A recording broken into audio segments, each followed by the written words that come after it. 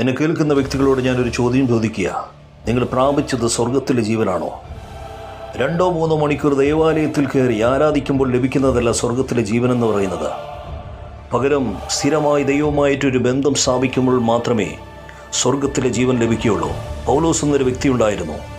ഈ മനുഷ്യൻ്റെ നടപ്പിലും ശ്വസനത്തിലും ഇവനതായ ഇരിപ്പിലും ഇവൻ സംസാരിക്കുമ്പോഴൊക്കെ ദൈവമായിട്ടൊരു ബന്ധമുണ്ടായതുകൊണ്ട് തന്നെ ഇവൻ്റെ ജീവനെന്ന് പറയുന്നത് സ്വർഗീയ ജീവനായിരുന്നു, പരിശുദ്ധാത്മാവിൻ്റെ ജീവനായിരുന്നു. ഇതിൻ്റെ തെളിവ് വ്യക്തമായി നമുക്ക് തിരിച്ചറിയാൻ കഴിയും.